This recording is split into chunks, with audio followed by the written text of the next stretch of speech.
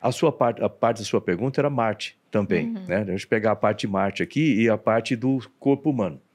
O corpo humano é o nosso limitante de tudo. Eu consigo colocar um elemento robótico, uma espaçonave em situações complexas, pode botar até perto do Sol, lá é um Sol, né? Você pode colocar, né? Posso colocar em Mercúrio, pode colocar lá na Europa e assim por diante. E o ser humano? O ser humano é muito delicado. Nosso organismo é muito delicado, a gente vive pouco. É estranho falar isso, mas comparado com os tempos e distâncias de interplanetários, a gente vive pouco. Nosso corpo ele foi desenvolvido em condições muito estreitas de temperatura, pressão, vibração, G e etc. Mas nós temos uma vantagem grande, a adaptação. O corpo humano adapta muito rápido a novas condições. Você vê as pessoas que vivem na Sibéria, que vivem no Alasca e assim por diante, né? Eles se adaptaram àquelas condições. E nós temos exemplos na Terra também de outras que são criaturas que não são seres humanos, mas que vivem em condições extremas, né? Ok, para a gente ir para fora, vamos supor, para Marte. Aliás, tem uma série bacana também de Mars, né? Mars também, outra série legal pra caramba. É Apple TV também? Sobre isso. Na Netflix. Na Netflix tem. O que acontece? O ser humano, à medida que ele chega num lugar, no começo ele precisa de muito sistema de manutenção de vida, né, para pressão, para tudo isso, e vai ser importante o desenvolvimento dessas coisas nas condições da Lua, para depois desenvolver também nas condições de Marte, que obviamente não são iguais, mas o seu desenvolvimento de tecnologias, né, segue em princípios semelhantes. Aí você chega lá e, à medida que a gente vai tendo mais tempo em Marte com a participação humana, o nosso corpo vai se desenvolvendo. Tem até umas figuras que eu já vi que eu acho horrível aquilo, né? Você vê assim, como ficaria o corpo humano depois de muitas alterações genéticas ficando no espaço. Fica horrível, mas parece os homens cinza lá, né? Porque a gente vai se adaptando, a genética vai mudando, entendeu? Então, várias gerações vão nascendo em Marte, lá pela terceira, quarta já é outra coisa. E você imagina o seguinte, a Lua, com relação à Terra, é relativamente perto aqui. Sim.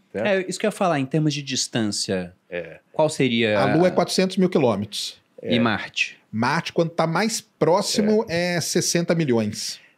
Depende da posição. Lembra que ordens de grandeza muito diferentes. E os dois planetas estão orbitando o Sol, né? Então, você tem que sair na janela correta para ficar mais próximo de Marte. Mesmo assim, vai demorar um tempo considerável para você chegar lá. Você tem todo o sistema que vai ter que sair da órbita da Terra, acelerar, chegar numa certa velocidade, desacelerar para você poder entrar na órbita de Marte, para você não fazer uma hipérbole ali e ir embora por lá.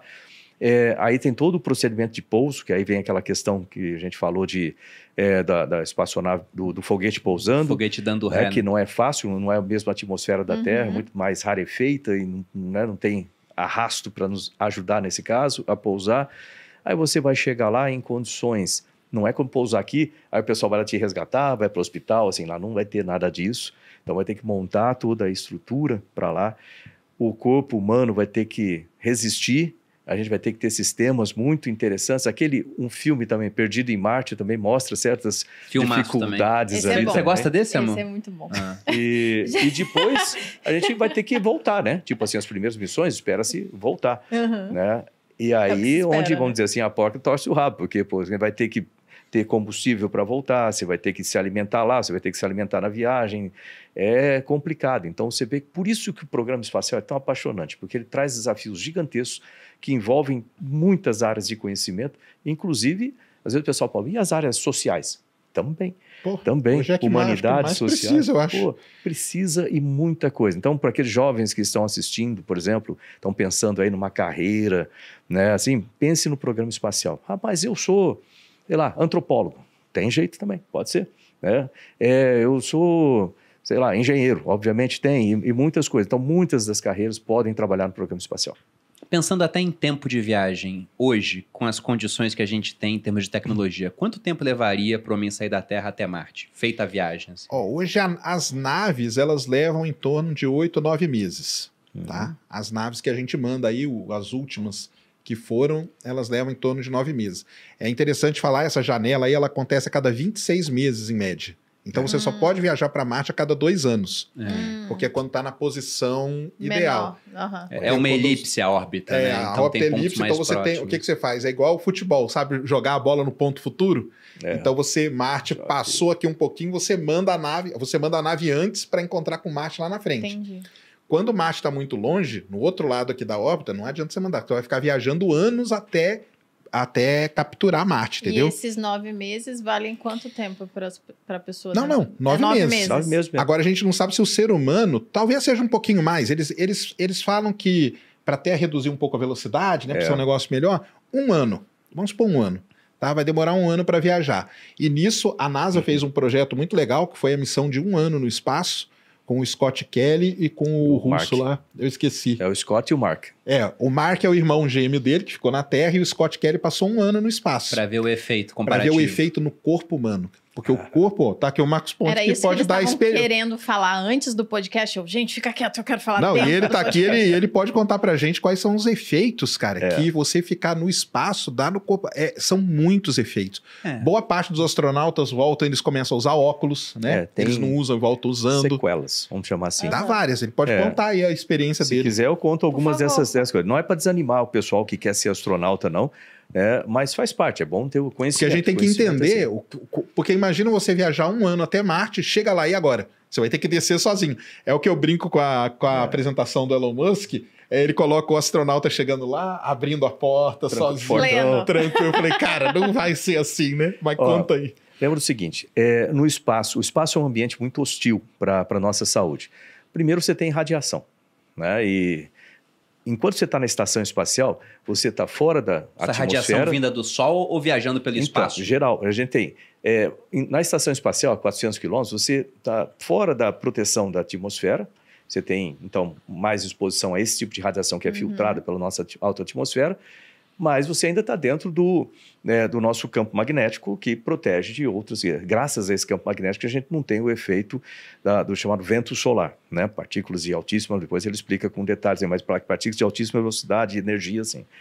Agora, quando você sai de tudo isso e vai para outro planeta, você está exposto a isso. Então, você precisa de sistemas na espaçonave para proteger os astronautas desse extremo valor de radiação. Esse é um ponto primeiro.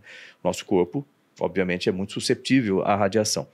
Primeira parte. Segunda parte, quando você está em 0G, né, o nosso corpo foi desenvolvido aqui, com 1G, nessas condições. Gravidade. Com gravidade, né, uma gravidade. Quando você entra lá em 0G, ou microgravidade, o seu corpo perde muitas referências. Então, isso dá alterações no sistema cardiovascular, alteração no sistema hormonal, alteração no sistema imunológico. Eu, por exemplo, sou praticamente surdo nos 2 ouvidos, eu uso aparelhos nos 2 ouvidos, porque o meu canal, os canais do externo, do tímpano até a orelha, né, tem o canal ali, né, o meu corpo começou a atacar a parede desse canal, achando que tem algum tipo de infecção. Isso é meu sistema imunológico, ficou meio perdido nesse negócio, aí eu cria pele de cicatriz, ele ataca mais pele de cicatriz, aí vai fechando, eu tenho estenose dos 2 ouvidos, já fiz 3 cirurgias e não tem jeito. Isso foi a missão? Duas coisas. Eu tenho 2 fatores contribuintes, como a gente diz em investigação de acidente. Um deles é a missão, né, a parte do espaço que ataca o sistema imunológico. Modifica o sistema imunológico, ataca. E o outro, ser mergulhador. Mergulhador também tem esse tipo de problema. Então, essas 2 coisas contribuem. E muitos anos de estresse no ouvido, com aviação, etc. Ou seja, é uma parte importante. Se você for pensar, outro ponto muito importante é perda, para esses voos de longa duração, é perda de densidade óssea. Então, no espaço, como você não tem o peso do seu corpo em cima dos seus ossos, o corpo é muito econômico, ele fala, não preciso produzir células ósseas. Aí você fica com osteoporose induzida pela microgravidade. E isso é um problema sério para voos de longa duração. Outras coisas que acontecem são alterações por causa da redistribuição de líquido, alteração na pressão intraocular, pode causar problemas de visão mais tarde e assim por diante. Ou seja, tem vários efeitos no corpo humano. Aí você fala, quando eu volto do espaço e venho para cá, eu tenho um hospital, tenho os médicos todos me esperando. Você é puxado, o cara te tira, né? Na maca, põe na cadeira. Põe na tem uma cadeirinha. equipe para pegar os astronautas e colocar, você fica ali um tempo. Você não faz nada para se adaptar novamente à gravidade da Terra? Aí na volta você tem um tempo, geralmente demora 3 vezes o seu tempo de voo para o seu corpo readaptar aqui normalmente nas coisas. Lá você vai ter que chegar e continuar a fazer. E você vai ter que ficar, você imagina, 1 ano para ir. vai dar o quê? 1 ano para voltar, 1 ano para ficar e 1 ano para voltar, basicamente, se considerar as órbitas. Então, São 9 anos para voltar a missão. readaptar aqui na Terra. Então, não é muito fácil, não, essa situação. E em Marte, lembrar que em Marte você vai encontrar, além da falta de infraestrutura, né, para cuidar, pelo menos nas primeiras missões. Aliás, uma coisa que o pessoal me pergunta assim, você iria para Marte nas primeiras missões? Apesar de tudo isso, eu iria. Né? Depois eu explico por quê. Eu achei que ele ia falar não. Eu jurei que ele ia falar não.